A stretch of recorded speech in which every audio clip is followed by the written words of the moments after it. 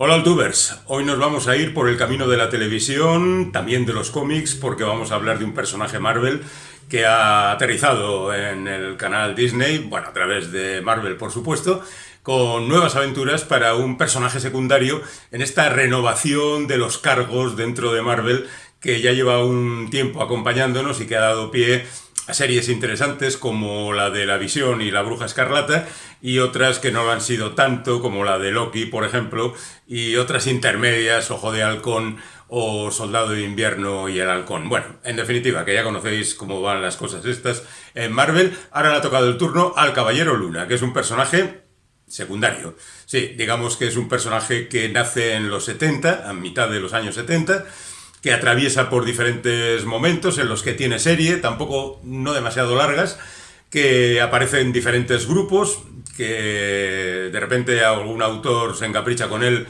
y lo coloca en la primera división, pero no parece que sea un personaje de primera división. Bueno, pues quizá con la serie la cosa empieza a funcionar. Yo he visto 2 episodios, los 2 que se han puesto en la plataforma hasta el momento, sobre ellos tendremos que hablar, pero si no os importa, hacemos un poquito de historia, porque esto siempre viene bien, para situar al personaje en su contexto. Bueno, era el año 75, en verano. En aquel entonces Doug Moench estaba escribiendo el personaje Werewolf by Night.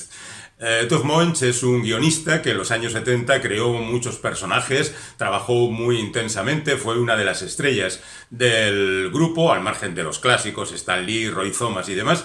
Lo cierto es que Doug Moench daría pie a numerosas series. Él empezó a trabajar primero en las revistas de la Warren, ya sabes, aquellos de Bumpus, Creepy Eire, que al final nunca sé cuáles son los títulos americanos y los títulos españoles de estas revistas. Ahí estuvo un tiempo y como eran revistas de género terrorífico, cuando pasó a Marvel, obviamente pasó también a hacer guiones de cómics de terror como Vampire Tales o Tales of the Zombie o Savage Tales, y bueno, ahí tuvo un primer momento de gloria al retomar el personaje de Shang-Chi, que no había creado él, pero que, bueno, andaba circulando por las revistas de artes marciales y lo convirtió en una leyenda, en colaboración con Paul Gulacy, que es un dibujante quizá un tanto repetitivo, pero muy bien dotado para determinadas cosas.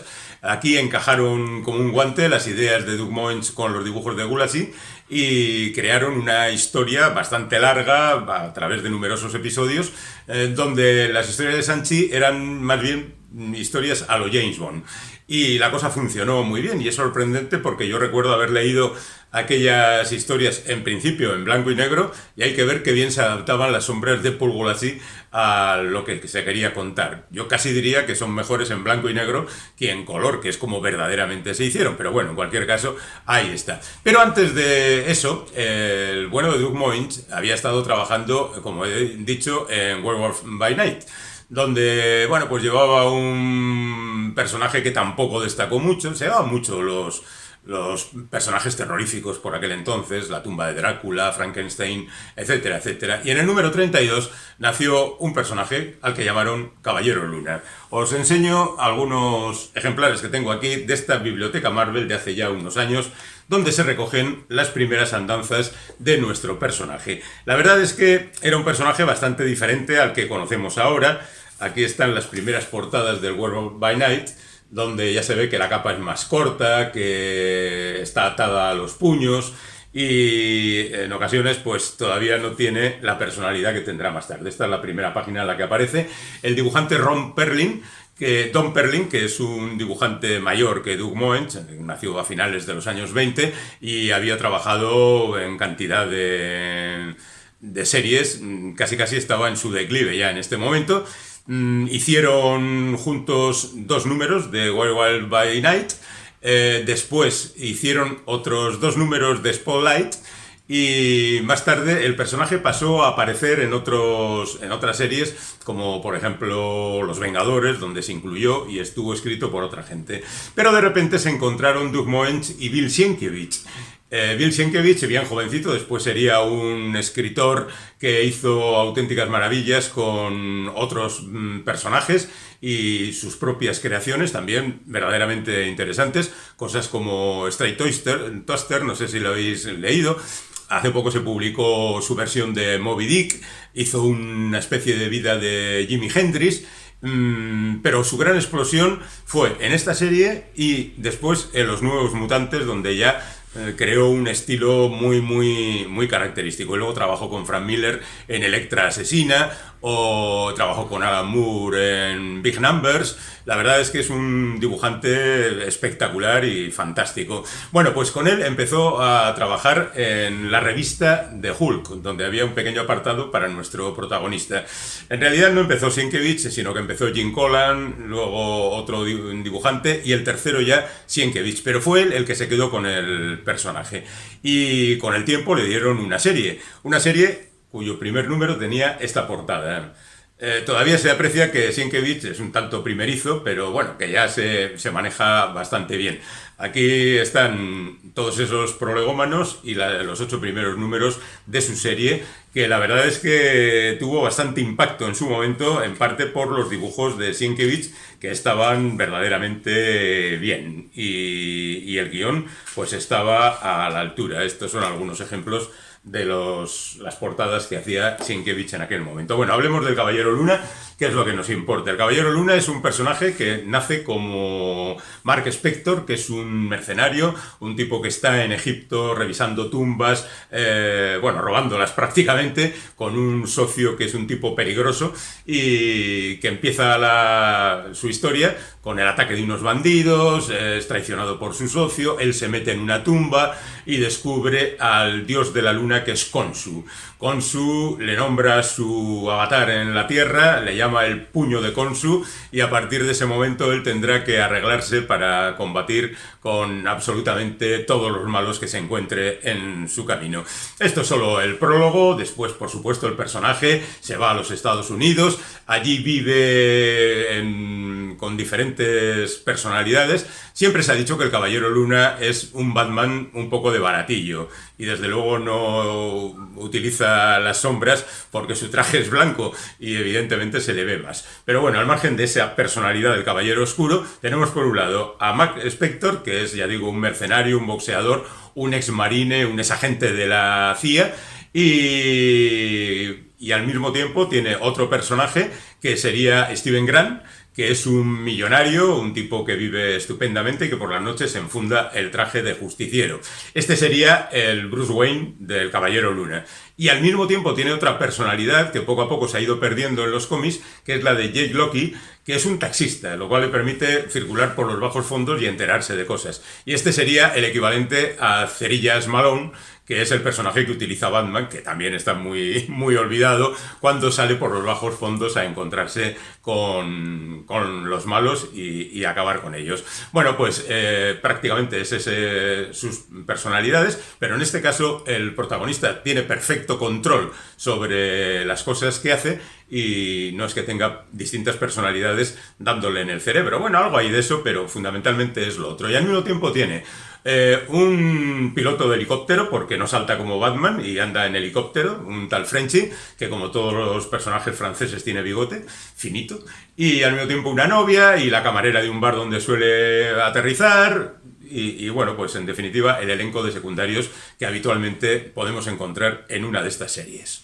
Bueno, pues así va transcurriendo la vida del Caballero Luna. Ya digo, pues de repente tiene una serie de 38 números, lo cancelan, aparece como miembro en Los Vengadores Costa Oeste, aparece durante un tiempo en la serie de Punisher, aparece durante algún tiempo en Spider-Man, y con el tiempo también les van dando nuevas series, miniseries. Por ejemplo, la que dibujó David Finch, que es un dibujante como muy impactante, y guionizó Charlie Huston, que para mí es una de las peores colecciones que jamás he leído. Ya sé que tiene cierta fama, pero a mí me parece una historia muy farragosa, nada definida, un poco desastre. Después hay otra miniserie con Greg Hurwitz, que es otro escritor. Parece que esto se lo daban a escritores de bestsellers para ver si ellos hacían algo con el tema, y tampoco resultó. Es mala hasta la serie de Bendis, Yo defiendo a Bendis, salvo lo que ha hecho en DC, a mí lo que hizo en Marvel, Bendis, me parece que era interesante. Pero aquí se tropezó y se estrelló. Luego hay una miniserie de 6 números de Warren Ellis. Warren Ellis es siempre un valor seguro, ¿no? Es el tipo de Authority y cosas por el estilo, así que ¿cómo vas a dudar de Warren Ellis? Eran buenas, eran mejores que las de sus contemporáneos, pero tampoco iba muy allá. Luego llegaría Jeff Lemire, o Jeff Lemire. Este es un guionista y dibujante que tiene mucha fama, que trabaja mucho y que todo lo hace de aquella manera. Y aquí es donde más se agudiza esa sensación de locura en el personaje, porque ya tiene que pelear con todas las personalidades que tiene en la cabeza, que es de donde ha tomado fundamentalmente la serie televisiva la idea de la pelea con el lado oscuro del personaje.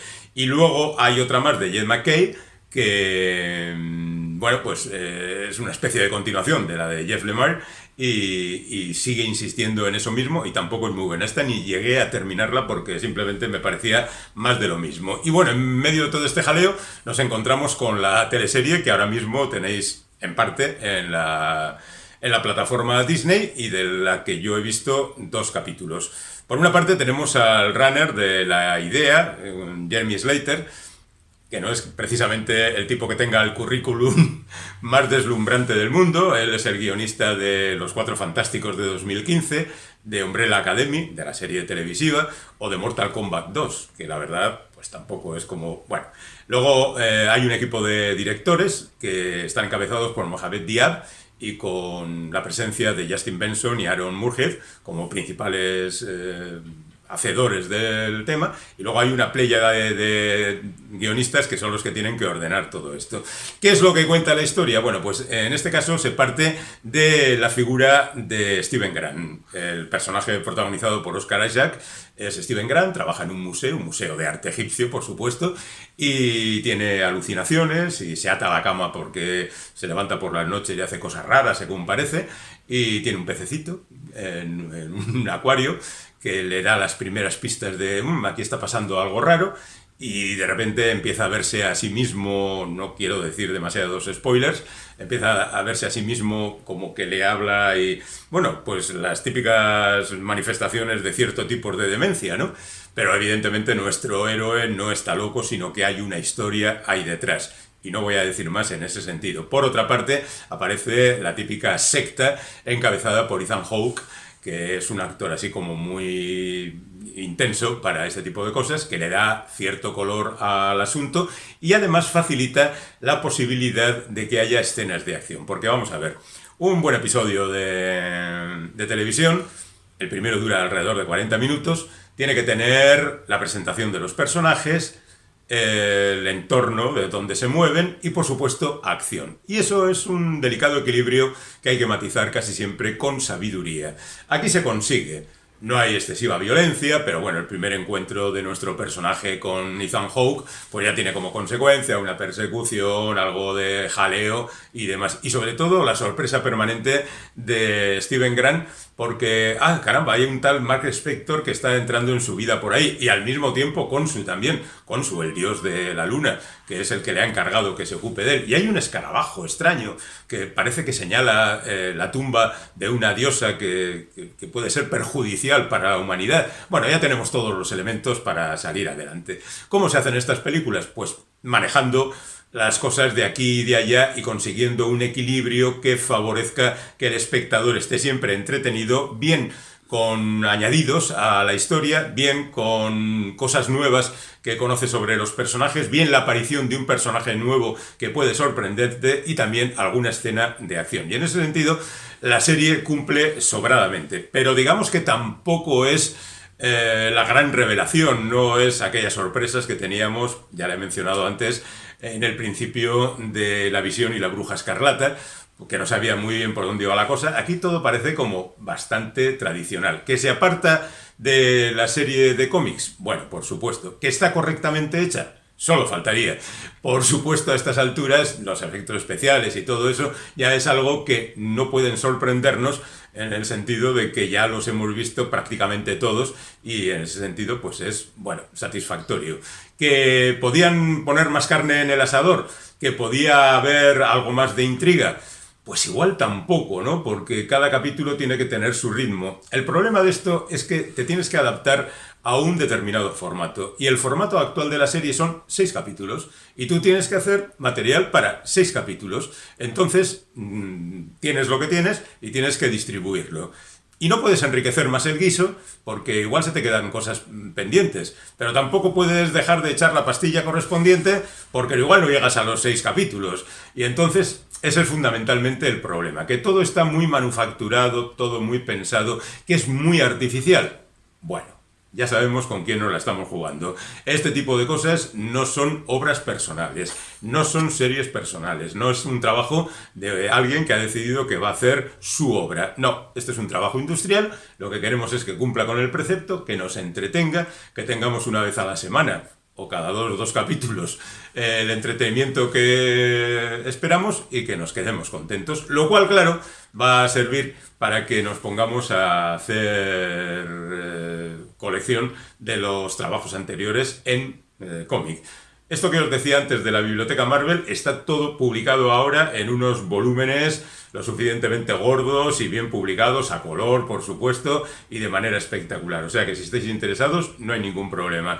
La próxima serie del Caballero Luna, bueno, pues habrá que esperar para que se publique entre nosotros y nos pongamos a disfrutarlo.